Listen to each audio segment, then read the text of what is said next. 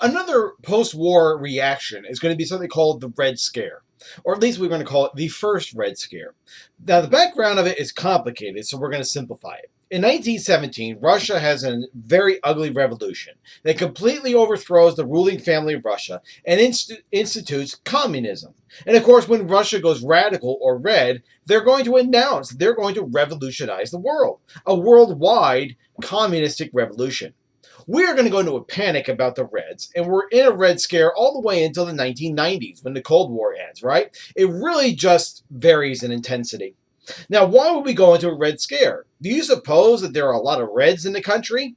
Now, there is a Socialist and Communist Party of the United States. But I bet if you added up their entire membership, it's going to come up to be about, I don't know, a fifth of 1% of the American population. There was not that many radical Reds running around. So that's not what it's about. I think what's going on is that it gets really easy to be scared of a minority. For one thing, why do we think that the Reds are trying to overthrow our government? Well, just look at the strikes around the country. Why did those people strike? It had to be the Reds. It couldn't be that they had truly legitimate concerns and complaints. It is always easier to blame internal problems on exterior causes. And then there's the limited violence in this country. There's a series of bombings in the country, and there's no proof that the Reds were doing it other than some fanatical nut. There was an example of someone who sent 38 mail bombs through the mail to American leaders like senators and representatives. As far as I know, only one maid actually was injured. Unfortunately, she tried to open up a senator from Georgia's mail and had her hands blown off. Of course, you need a leader when it comes to this movement, one who will take advantage of it. And the leader was Woodrow Wilson's Attorney General A. Mitchell Palmer. Now, Palmer probably did not want to make this a political career, but he was put on it, and he was the point man for it. Palmer began to play on the fear of the Reds. First, he would round up native Russians who were not citizens, and a good many of those were deported. Now, it wasn't true that they were all Reds just because they were Russians, but nonetheless, many were deported. On January 1st, 1920, Palmer actually raided Communist Party headquarters across the country and arrested anyone they found there, and even arrested those who visited those imprisoned members. Now, this thing didn't last too long, only through 1920. And it's mainly due to the fact that Palmer is crying wolf so much. The Reds are coming, the Reds are coming. And when they don't, people just get tired of it. He said, for example, on May Day, May 1st, 1920, there was going to be a big Red uprising.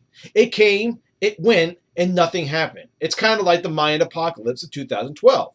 If the Mayan apocalypse of 2012 occurred, then heaven certainly looks like what it looks like right in your area right now. People simply just got tired of it. The point of talking about this is that American people are getting tired of going of crusades. They're going against progressive reforms and crusades to now putting down Reds and strikes. You see the shift in the focus? It's a big time change here. This is the background from the 1920 election. What chance do you think a Democrat is going to have during this election? Well, let me ask you another question. What party was in control of the White House for the last 8 years? The Democrats, right? And the public was sick to death of the crusading mentality of the Wilsonian Democrats. I would say that the Republicans had a pretty darn good chance of winning. So the Republican nomination was rather tough when it came to this election. The leading Republican nominees basically deadlocked them all, right? And so the convention turns to a man called Warren G. Harding. He's nominated for the presidency probably because he looked the part. This was probably his greatest attribute. To run with him is going to be Calvin Coolidge. The Democrats are going to nominate James Cox for the presidency, and his running mate is actually going to be a young Franklin Delano Roosevelt. This is Roosevelt early in his career, running on a League of Nations platform. How dead is that? Now, Harding didn't campaign for this issue, and it's a deliberate move. One of the reasons why is because Republican leadership did not want him to go out there campaigning, because guess what's going to happen? Someone's going to ask him a question, and he might just answer it. So he stays home, and he reads prepared speeches, which are broadcast on the radio. And just for fun, while in the process of reading one of these speeches, he's supposed to say that the United States needed to go back to normality.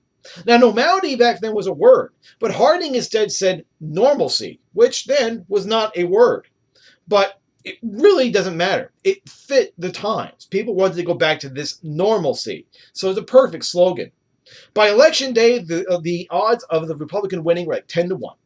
Harding and Coolidge got something like 60% of the vote, an overwhelming vote for normalcy.